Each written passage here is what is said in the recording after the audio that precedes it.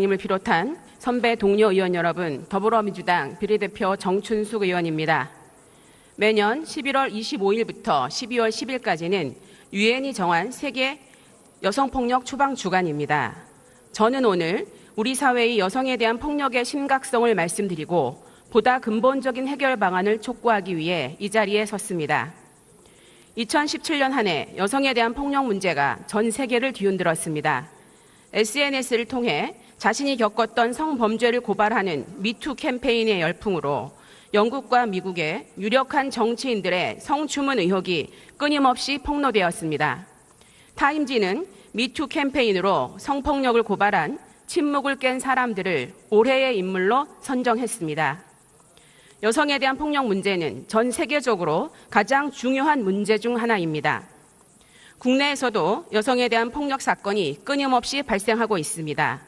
작년 강남역 살인사건, 문화예술계 내 성폭력 사건이 발생하였고 올해 한센 직장 내 성폭력 사건과 이혼 소송 중인 아내를 살해하는 사건 등 수많은 여성폭력 피해자가 발생했습니다. 여성에 대한 폭력은 가정폭력, 성폭력, 성매매뿐만 아니라 데이트폭력, 스토킹, 몰래카메라 범죄처럼 일상 속에서 다양화되고 있습니다.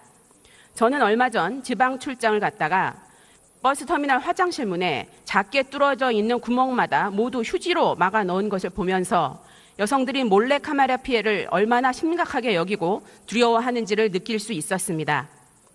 우리나라 가정 강력범죄 피해자의 89%가 여성으로 여성의 안전은 심각하게 위협받고 있습니다. 여성에 대한 폭력은 여성에 대한 혐오와 차별의 극단적인 표현입니다. 우리 사회 여성에 대한 폭력은 여성의 낮은 지위로부터 기인합니다. 2017년 세계경제포럼에 따르면 한국의 성평등 수준은 전 세계 144개국 중 118위로 OECD 국가 중 최하위라는 불명예를 안고 있습니다. 여성에 대한 폭력의 본질은 권력과 통제입니다. 여성의 낮은 지위는 여성에 대한 폭력을 손쉽게 발생시키고 끊임없이 반복하게 만듭니다. 여성에 대한 폭력은 여성의 삶에 신체적 고통과 심리적 트라우마를 가져오며 행동 반경을 축소시키고 일상생활을 위축시키며 통제합니다. 하버드 의대 주디스 허먼 교수는 여성이 경험하는 가정폭력, 성폭력은 베트남 전쟁에 못지않은 심각한 심리적 외상을 가져온다고 주장했습니다. 여성에 대한 폭력은 심각한 범죄이자 인권 침해입니다. 저 역시 살아오면서 많은 폭력을 경험했습니다. 저뿐만 아니라 제가 23년간 몸담았던 한국 여성의 전화에서 만난 대부분의 여성들도 수많은 폭력을 경험했습니다. 여성에 대한 폭력은 여성 인권에 대한 침해이자 우리 모두의 문제입니다. 나의 어머니와 아내와 딸과 여동생이 학교, 일터, 거리에서 다양한 관계 속에서 경험했던 일상의 사건들입니다. 여성에 대한 폭력 문제는 국가 전체의 문제이며 폭력으로부터 여성의 인권 보장은 국가의 핵심적이고 기본적인 책무입니다. 문재인 대통령은 젠더 폭력으로부터 안전한 사회를 만들겠다고 약속했습니다. 그 첫 번째 공약은 젠더 폭력 방지 기본법 제정입니다. 젠더 폭력 방지 기본법 제정은 우리나라 여성들이 더 이상 폭력에 대한 두려움 없이 살아갈 수 있도록 사회 전체의 시스템을 바꾸고자 제안해온 저의 입법 과제이기도 합니다. 법 제정을 통해 젠더 폭력 전담 기구를 만들고 가해자 처벌에 대한 확실성을 높이고 피해자에 대한 조건 없는 지원을 강화하도록 할 것입니다. 이와 더불어 저는 우리 정부가 여성에 대한 폭력과 인권에 대한 교육을 유아기 때부터 성인에 이르기까지 학습할 수 있도록 정규 교과 과정에 포함시켜 주실 것을 강력하게 요청드립니다. 여성에 대한 차별과 폭력이 없어지지 않는다면 이 땅에 인권, 정의, 미래도 없을 것입니다. 여성이 자신의 삶의 주체가 되어 적극적인 사회 구성원으로 역할할 수 있게 하는 것이 지속 가능한 사회를 위한 초석이 될 것입니다. 존경하는 국민 여러분, 정세균 의장님과 선배 동료 의원 여러분, 여성에 대한 폭력은 결코 사소하지 않습니다. 세계 여성폭력 추방 주간을 맞이하여 여성에 대한 폭력이 없는 세상을 만들어가는데 함께해 주실 것을 진심으로 부탁드립니다. 감사합니다. 수고하셨습니다. 다음은 서울 강남 갑 출신의 자유한국당 이종구 의원 나오셔서 발언해 주시기 바랍니다.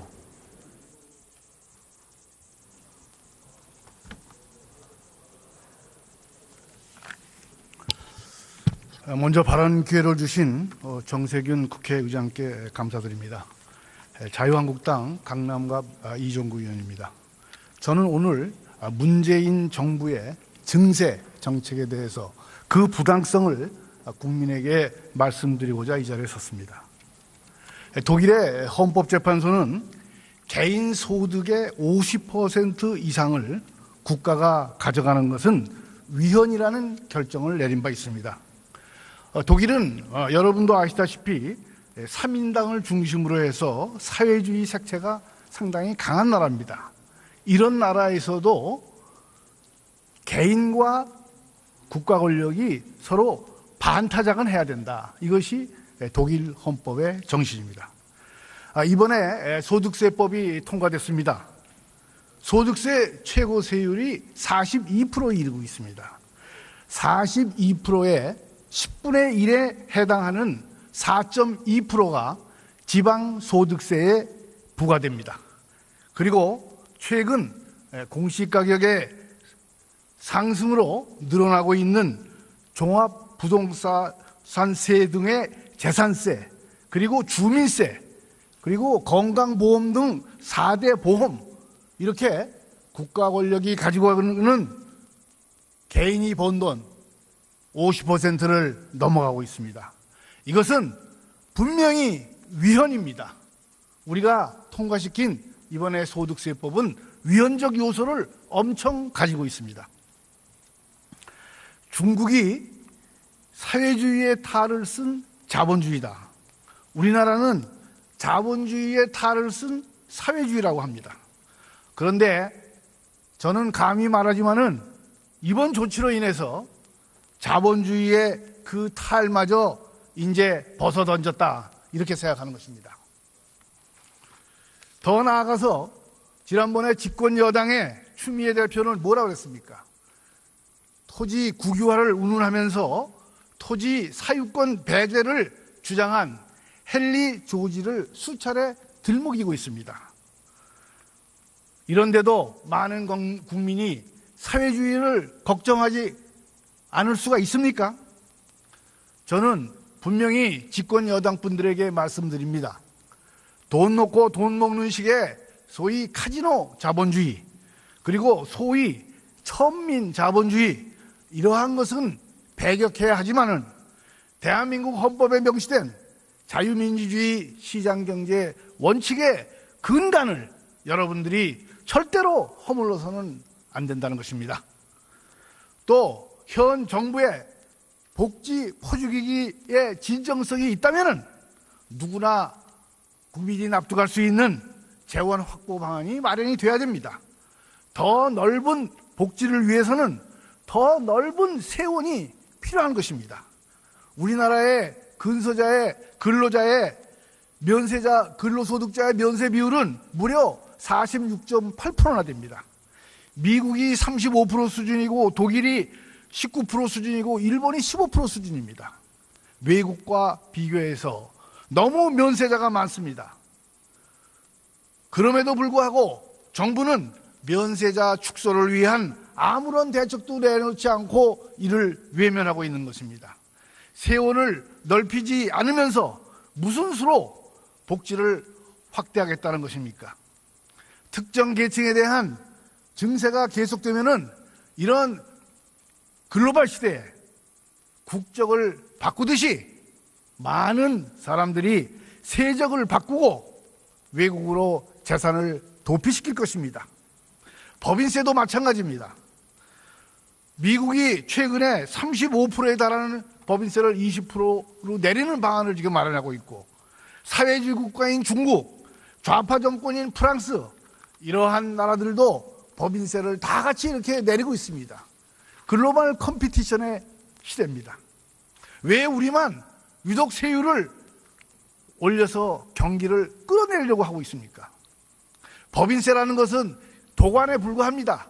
결국은 세금이 다 전가돼서 어려운 서민에게 그 세금이 부과되는 것이, 결국에는 그렇게 되는 것입니다.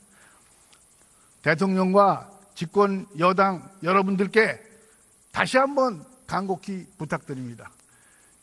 앞으로 사회주의 그리고 재정 파탄으로 향하는 잘못된 발걸음을 돌려주시기를 간곡히 호소드리는 바입니다.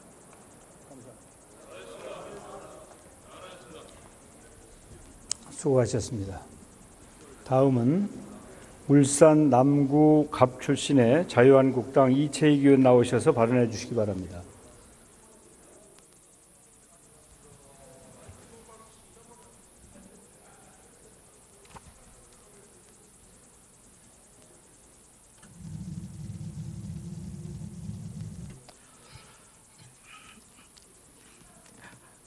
안녕하십니까. 울산 남구갑 출신 이채익 국회의원입니다.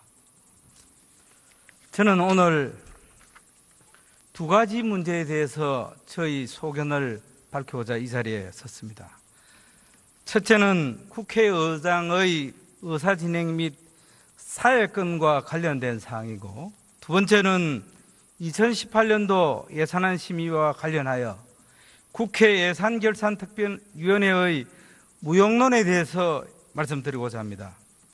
본 의원은 개인적으로 19대 국회의원 재직 중에 현 정세균 국회의장님을 비롯한 몇몇 의원들과 일본의 조선통신사 모임에 참석하기 위해 함께 동행한 적이 있습니다. 그 당시 제가 받았던 우리 정세균 의장님의 인상은 참으로도 좋은 모습을 저는 보았습니다. 그런데 정세균 국회의장님은 국회의장이 당선된 이후에는 너무나도 다른 모습을 저는 보고 있습니다. 국회의장은 우리들이 뽑아준 의장이고, 그 국회의장의 권위는 우리 의원들의 존경을 한 몸에 받았을 때 더욱 빛날 것입니다. 지난 12월 5일 화요일 저녁은 정세균 의장이 처음 취임사를 통해 밝혀왔던 통합의 정치와는 너무나도 다른 모습이었습니다. 갈등과 분열의 상처를 치유하여 하나된 대한민국을 만드는 데 국회가 앞장서야 된다고 취임사에 밝혔습니다. 그런데 어떻게 국회 의석수 116명을 가지고 있는 제1야당이 의원총회 중에 있는데 본회의를 열어서 법인세법과 소득세법 두 건을 통과시켰습니다. 저는 1980년대 민주화운동을 한 사람입니다. 저는 참으로 그날 밤 이후에 잠을 잘 수가 없었습니다. 제가 많은 선배들 물어봤습니다. 이런 적이 있느냐고. 한 번도 없었다고. 분명히 의장님께서는 야당 대표에게 연락은 했을 겁니다. 그렇지만은 연락하고 입장 안 한다고 해서 일방적으로 의안을 두 건이나 상정했다고 하는 것은 있을 수 없는 일이고 독재시대 때도 있었던 일이 아닙니다. 어떻게 이 일을 그냥 넘어간단 말입니까? 저는 정말 이 부분은 우리 대한민국의 민주화를 위해서 그토록 처절하게 싸웠던 민주 인사에 대한 모독이고, 우리 국회사회에 영원히 지울 수 없는 오점을 저는 남겼다 저는 생각합니다. 이 부분에 대해서 정세균 의장께서는 충분하게 해명하고 다시는 이런 일들이 있어서는 안 되겠다는 말씀을 분명히 말씀을 드립니다. 두 번째로 저는 예산결산특별위원회의 무용론에 대해서 말씀드리고자 합니다. 국회 예산특별위원회는 모두가 알고 있다시피 1년간 상시위원회로 활동하고 또 그렇게 전문적인 지식을 갖고 1년 동안 활동을 하고 있습니다. 그런데 2018년도 예산안 심의를 보면서 저는 참으로 우리 국회가 과연 예결위를 가동할 필요가 있는가 저는 회의를 했습니다. 국회 원내대표 정책위장들이 거의 다 예산안을 주물러 왔고 그 뒤에는 거의 다 지도부가 뒷거래로 다 마무리해졌습니다. 저는 이 국민들이 용서할 수 없다고 생각합니다. 특히 국민의당은 법인세법 인상, 혈세 공무원 정원, 또 중소기업 재정 혈세 지원 등 이런 부분에 분명히 반대했으면서도 막판에는 다 동의했습니다.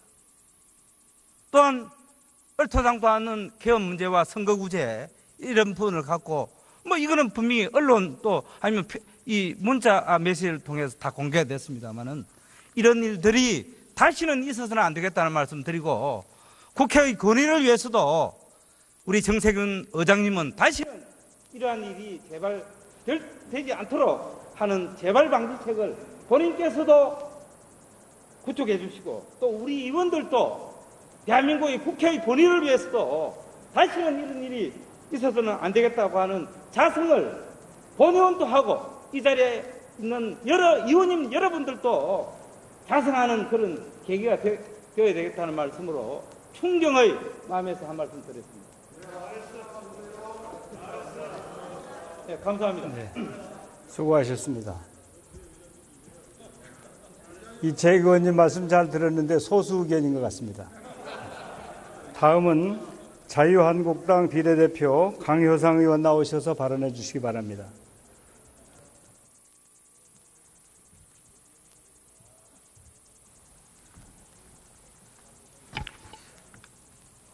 존경하는 국민 여러분, 자유한국당 국회의원 강효상입니다. 본 의원은 한반도에 전쟁을 막기 위해 피를 토하는 심정으로 이 자리에 섰습니다. 최근 북한이 화성 15형 ICBM을 발사한 이후 대한민국 국가안보 상황은 한 치 앞도 내다볼 수 없는 위기가 고조되고 있습니다. 니키 헤일리 유엔 주재 미국 대사는 어제 미국의 2018년 평창 동계올림픽 참여가 불투명하다는 입장을 밝혔습니다. 백악관과 우리 청와대가 급히 수습했지만 한미 간에 이런 불협화음이 발생한 전례는 찾아보기 힘든 일입니다. 맥메스터 백악관 국가안보보좌관은 북한과 미국 간 전쟁 가능성이 매일 커지고 있다는 경고를 하고 린지 그레이엄 상원 의원도 주한미군 가족을 철수하겠다고 말하는 등 미국에서는 연일 대북 강경 발언이 쏟아져 나오고 있는 상황입니다. 트럼프 행정부의 외교안보 전문가들은 2018년 미국이 군사 타격을 가하거나 전쟁이 날 가능성을 40 내지 50%까지 내다보는 등 현 상황을 아주 엄중하게 진단하고 있습니다.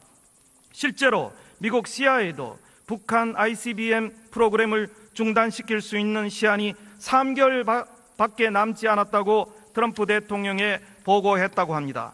하지만 문재인 대통령은 북한의 ICBM 발사에 대해 선제 타격으로 전쟁이 나는 방식은 결코 용납할 수 없다고 말했습니다. 북한의 핵미사일 위기가 결탄코 절대 안 된다, 이렇게 말로 강조한다고 막아지는 것입니까? 대통령이 나서 미국의 선제 타격 가능성을 차단해야 한다고 공개적으로 발언하는 것 자체가 전쟁 방지에 전혀 도움이 되지 않는다는 것입니다. 미국이 군사 공격 가능성에 대해 언급하는 것은 반드시 전쟁을 하려고 하는 목적이 아닙니다. 말폭탄도 하나의 효과적인 정책 수단인 것입니다. 무력이 아닌 구두 위협 전술로 북한이 핵을 포기하고 대화의 장으로 나오게끔 하는 하나의 협상 도구인 것입니다. 그런데 우리 정부는 계속해서 한미 간 대북 정책에 엇박자를 내고 북한에 잘못된 시그널을 주어 북한의 오판을 자극하고 있습니다. 한미가 물샐 틈 없는 긴밀한 공조와 대북 압박으로 북한을 견제해도 북한이 대화 테이블로 나올까 말까 한 현 상황에서 오히려 한국 대통령이 직접 나서 북한이 대화에 나오지 못하도록 방패막을 치고 있는 것이나 다름없는 것입니다. 결과적으로 북한이 ICBM 핵미사일 개발을 완성시키는 시간만 벌어주는 꼴입니다. 본 의원은 지난 10월 자유한국당 홍준표 대표와 함께 미국 CIA를 방문해 북핵 미사일 위협 대처에 대해 논의했습니다. 당시 우리 당은 전술핵 재배치야말로 한반도에서 전쟁을 막고 북핵 문제를 해결하는 유일한 길이라고 강조했습니다.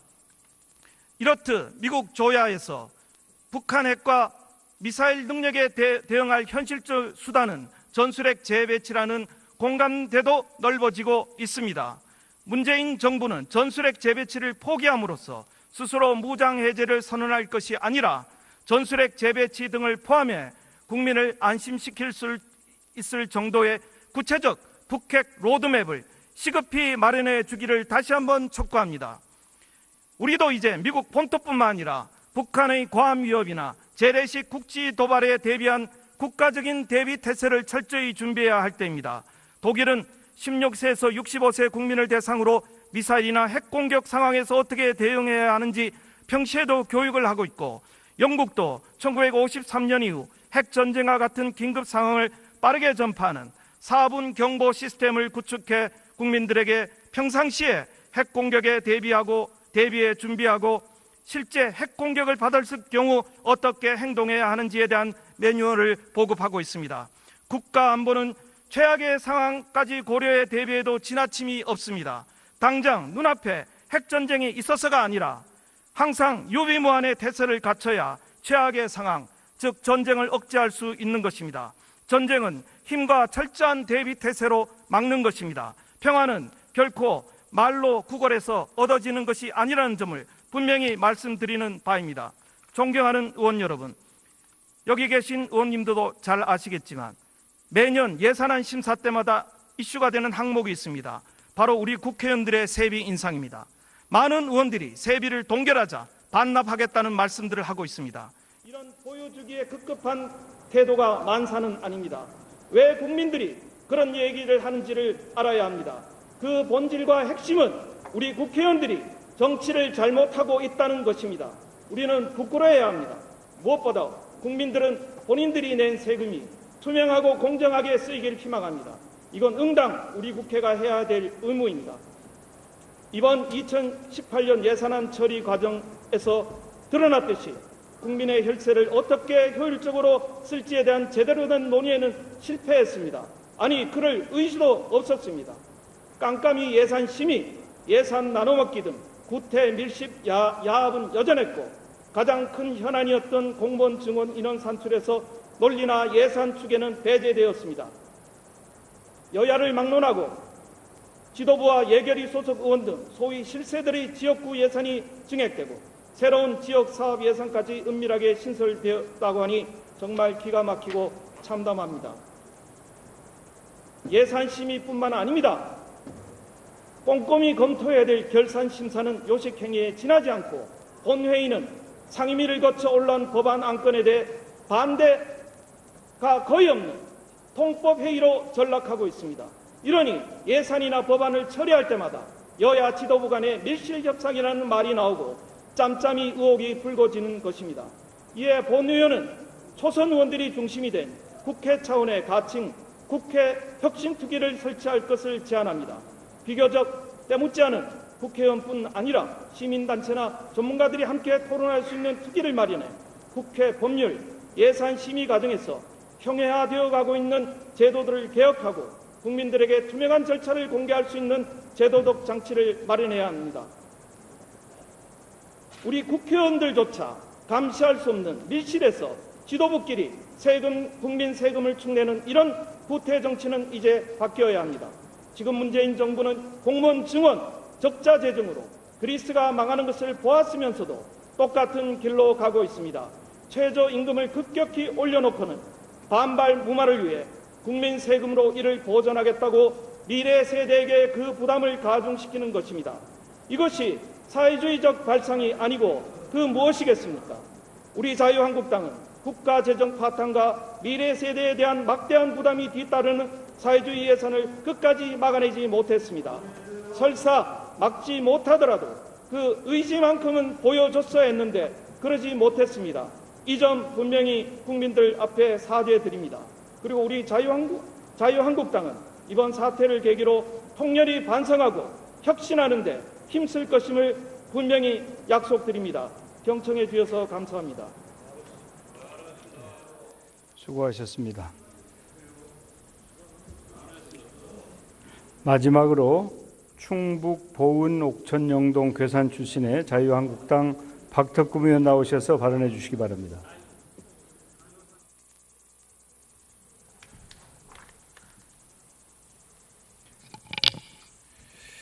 존경하는 정세균 국회의장님, 선배 동료 의원 여러분, 자유한국당 박덕흠 의원입니다. 청주공항 모기지 저가 항공사 이른바 청주 LCC에 대한 국회 차원의 관심과 정부의 합리적 판단을 촉구하고자 합니다.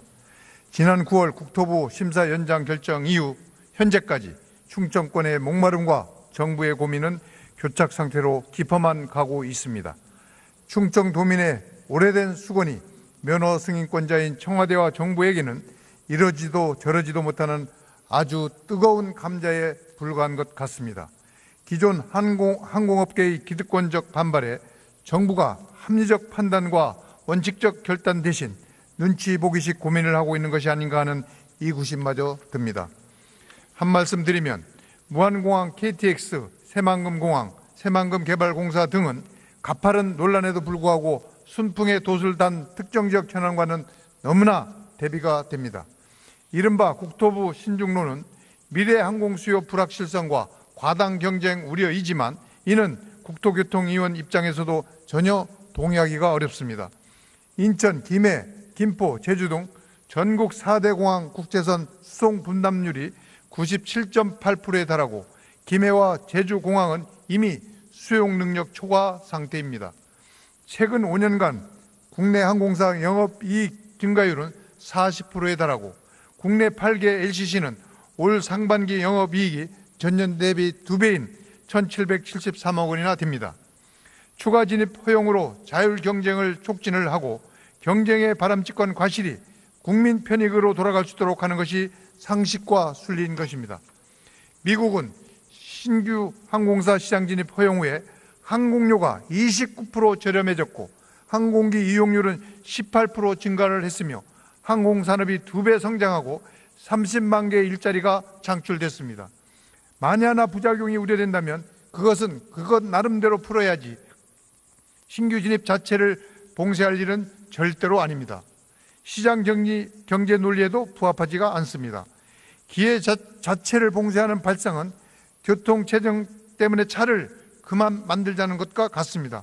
결과적으로 국민들만 비싼 요금의 비행기를 타게 될 것입니다. 정부가 안팎의 틈에 끼어 결정을 미루는 가운데 각종 의혹이 난무하고 첩보와 로비만 어수선한 느낌입니다. 전국 4대 공항 중 청주공항만 항공사가 없다는 말은 굳이 하지 않겠습니다. 청주공항 활성화가 문재인 대통령 대선 공약이자 국정과제라는 말도 메아리일 뿐입니다.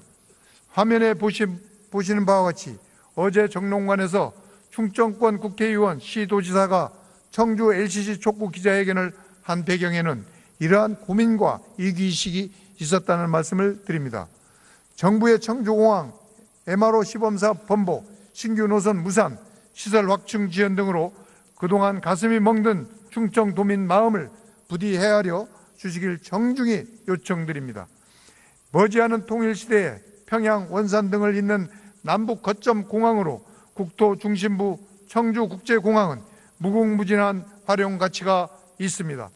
즉 청주 LCC는 망하고 싶어도 망할 수 없는 대박의 카드가 될 것이며 이는 국가적 항공 수요를 뒷받침하는 최선의 판단이 될 것입니다. 행정 중심 도시인 세종시 관문공항으로서 청주 LCC가 꼭 승인될 수 있도록 도와주시길 부탁을 드립니다. 경청해 주셔서 감사합니다. 네, 박덕흠 의원 수고하셨습니다. 지금 그 51분의 의원님들이 아직까지도 재석해 주셨습니다. 참으로 감사의 말씀을 드립니다. 수고 많으셨습니다. 자, 우리 모두의 문제입니다. 나의 어머니와 아내와 딸과 여동생이 학교, 일터, 거리에서 다양한 관계 속에서 경험했던 일상의 사건들입니다. 여성에 대한 폭력 문제는 국가 전체의 문제이며 폭력으로부터 여성의 인권 보장은 국가의 핵심적이고 기본적인 책무입니다. 문재인 대통령은 젠더 폭력으로부터 안전한 사회를 만들겠다고 약속했습니다. 그 첫 번째 공약은 젠더 폭력 방지 기본법 제정입니다. 젠더 폭력 방지 기본법 제정은 우리나라 여성들이 더 이상 폭력에 대한 두려움 없이 살아갈 수 있도록 사회 전체의 시스템을 바꾸고자 제안해온 저의 입법 과제이기도 합니다. 법 제정을 통해 젠더 폭력 전담 기구를 만들고 가해자 처벌에 대한 확실성을 높이고 피해자에 대한 조건 없는 지원을 강화하도록 할 것입니다. 이와 더불어 저는 우리 정부가 여성에 대한 폭력과 인권에 대한 교육을 유아기 때부터 성인에 이르기까지 학습할 수 있도록 정규 교과 과정에 포함시켜 주실 것을 강력하게 요청드립니다. 여성에 대한 차별과 폭력이 없어지지 않는다면 이 땅의 인권, 정의, 미래도 없을 것입니다. 여성이 자신의 삶의 주체가 되어 적극적인 사회 구성원으로 역할할 수 있게 하는 것이 지속 가능한 사회를 위한 초석이 될 것입니다. 존경하는 국민 여러분, 정세균 의장님과 선배 동료 의원 여러분, 여성에 대한 폭력은 결코 사소하지 않습니다. 세계 여성폭력 추방 주간을 맞이하여 여성에 대한 폭력이 없는 세상을 만들어가는데 함께해 주실 것을 진심으로 부탁드립니다. 감사합니다. 수고하셨습니다. 다음은 서울 강남 갑 출신의 자유한국당 이종구 의원 나오셔서 발언해 주시기 바랍니다.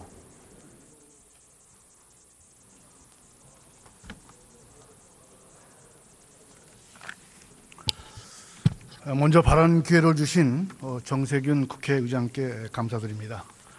자유한국당 강남갑 이종구 의원입니다. 저는 오늘 문재인 정부의 증세 정책에 대해서 그 부당성을 국민에게 말씀드리고자 이 자리에 섰습니다. 독일의 헌법재판소는 개인 소득의 50% 이상을 국가가 가져가는 것은 위헌이라는 결정을 내린 바 있습니다. 독일은 여러분도 아시다시피 3인당을 중심으로 해서 사회주의 색채가 상당히 강한 나라입니다. 이런 나라에서도 개인과 국가 권력이 서로 반타작은 해야 된다. 이것이 독일 헌법의 정신입니다. 이번에 소득세법이 통과됐습니다. 소득세 최고 세율이 42%에 이르고 있습니다. 42%의 10분의 1에 해당하는 4.2%가 지방소득세에 부과됩니다. 그리고 70%로 내리는 방안을 지금 마련하고 있고, 사회주의 국가인 중국, 좌파 정권인 프랑스, 이러한 나라들도 법인세를 다 같이 이렇게 내리고 있습니다. 글로벌 컴피티션의 시대입니다. 왜 우리만 유독 세율을 올려서 경기를 끌어내려고 하고 있습니까? 법인세라는 것은 도관에 불과합니다. 결국은 세금이 다 전가돼서 어려운 서민에게 그 세금이 부과되는 것이 결국에는 그렇게 되는 것입니다. 대통령과 집권 여당 여러분들께 다시 한번 간곡히 부탁드립니다. 앞으로 사회주의 그리고 재정 파탄으로 향하는 잘못된 발걸음을 돌려주시기를 간곡히 호소드리는 바입니다. 감사합니다. 수고하셨습니다. 다음은 울산 남구 갑 출신의 자유한국당 이채익 의원 나오셔서 발언해 주시기 바랍니다.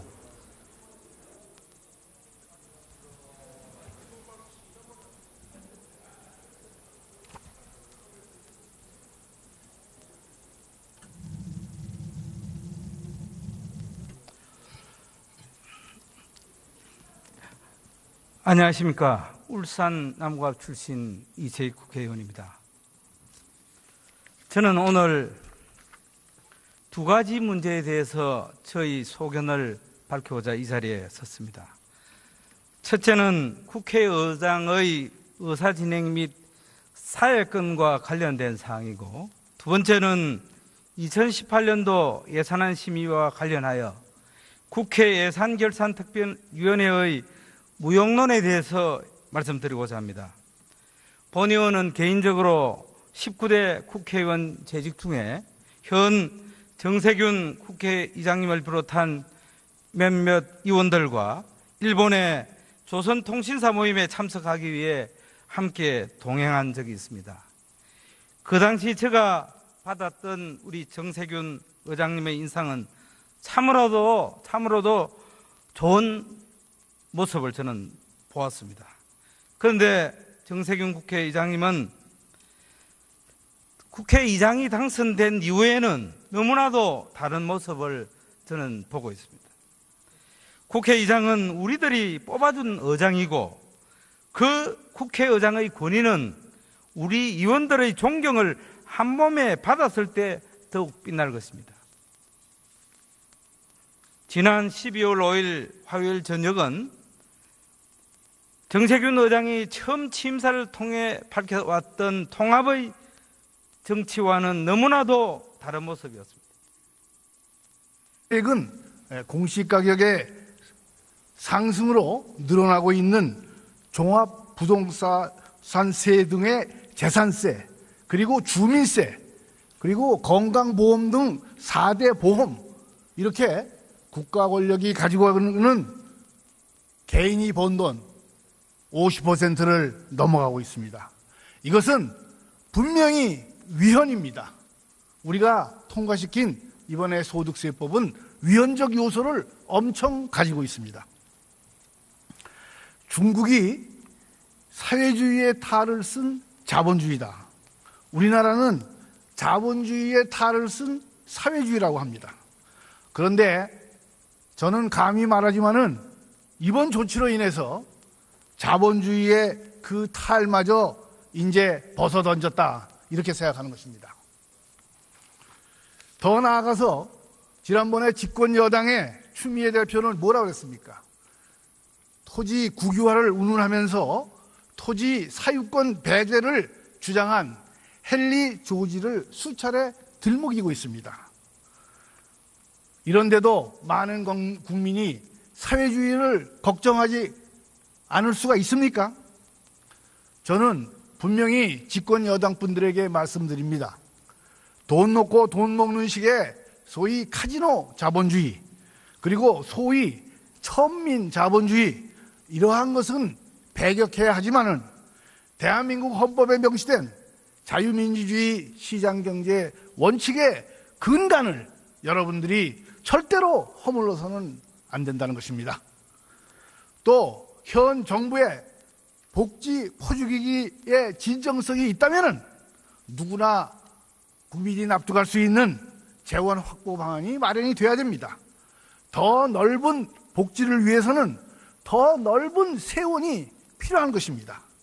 우리나라의 근로자의 면세자, 근로소득자의 면세 비율은 무려 46.8%나 됩니다.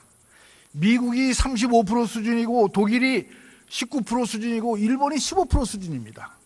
외국과 비교해서 너무 면세자가 많습니다. 그럼에도 불구하고 정부는 면세자 축소를 위한 아무런 대책도 내놓지 않고 이를 외면하고 있는 것입니다. 세원을 넓히지 않으면서 무슨 수로 복지를 확대하겠다는 것입니까? 특정 계층에 대한 증세가 계속되면은 이런 글로벌 시대에 국적을 바꾸듯이 많은 사람들이 세적을 바꾸고 외국으로 재산을 도피시킬 것입니다. 법인세도 마찬가지입니다. 미국이 최근에 35%에 달하는 법인세를 당님을 비롯한 선배 동료 의원 여러분, 더불어민주당 비례대표 정춘숙 의원입니다. 매년 11월 25일부터 12월 10일까지는 유엔이 정한 세계 여성폭력 추방 주간입니다. 저는 오늘 우리 사회의 여성에 대한 폭력의 심각성을 말씀드리고 보다 근본적인 해결 방안을 촉구하기 위해 이 자리에 섰습니다. 2017년 한 해 여성에 대한 폭력 문제가 전 세계를 뒤흔들었습니다. SNS를 통해 자신이 겪었던 성범죄를 고발하는 미투 캠페인의 열풍으로 영국과 미국의 유력한 정치인들의 성추문 의혹이 끊임없이 폭로되었습니다. 타임지는 미투 캠페인으로 성폭력을 고발한 침묵을 깬 사람들을 올해의 인물로 선정했습니다. 여성에 대한 폭력 문제는 전 세계적으로 가장 중요한 문제 중 하나입니다. 국내에서도 여성에 대한 폭력 사건이 끊임없이 발생하고 있습니다.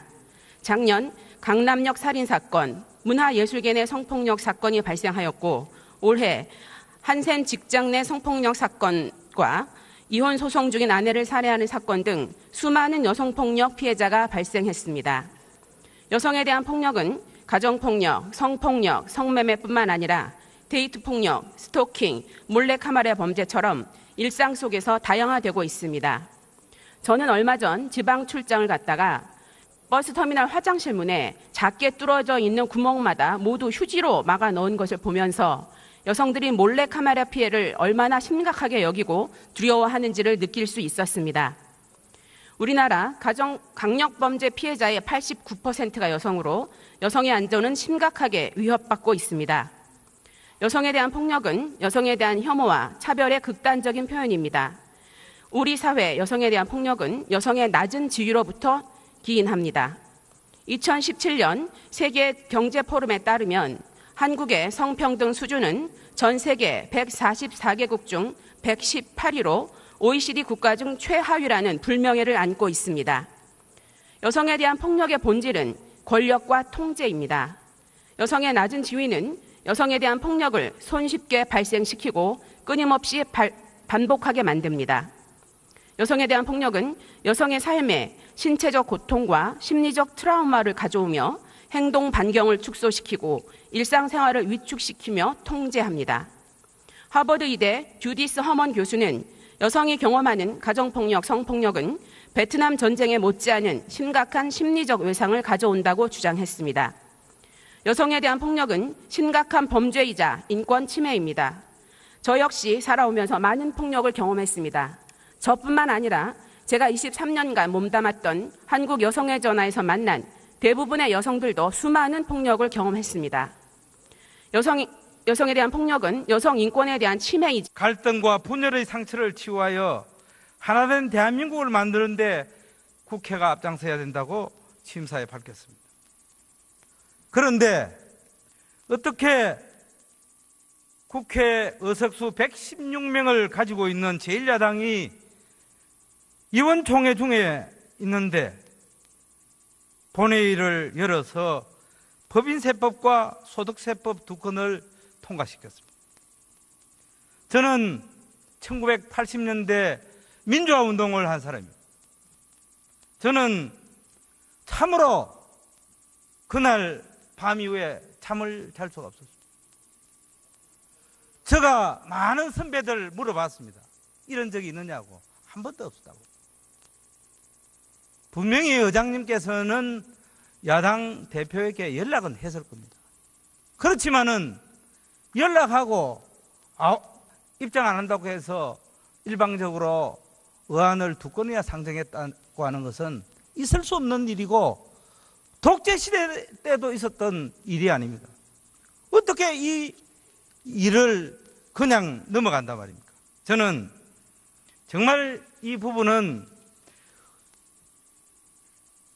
우리 대한민국의 민주화를 위해서 그토록 처절하게 싸웠던 민주 인사에 대한 모독이고 우리 국회사회에 영원히 지울 수 없는 오점을 저는 남겼다 저는 생각합니다. 이 부분에 대해서 정세균 의장께서는 충분하게 해명하고 다시는 이런 일들이 있어서는 안 되겠다는 말씀을 분명히 말씀을 드립니다. 두 번째로 저는 예산결산특별위원회의 무용론에 대해서 말씀드리고자 합니다. 국회 예산특별위원회는 모두가 알고 있다시피 1년간 상시위원회로 활동하고 또 그렇게 전문적인 지식을 갖고 1년 동안 활동을 하고 있습니다. 그런데 2018년도 예산안 심의를 보면서 저는 참으로 우리 국회가 과연 예결위를 가동할 필요가 있는가 저는 회의를 했습니다. 국회 원내대표 정책위장들이 거의 다 예산을 주물려 왔고 그 뒤에는 거의 다 지도부가 뒷거래로 다 마무리해졌습니다. 저는 이 국민들이 용서할 수 없다고 생각합니다. 특히 국민의당은 법인세법 인상, 혈세 공무원 정원, 또 중소기업 재정 혈세 지원 등 이런 부분에 분명히 반대했으면서도 막판에는 다 동의했습니다. 또한 얼토당도 않은 개헌 문제와 선거구제 이런 부분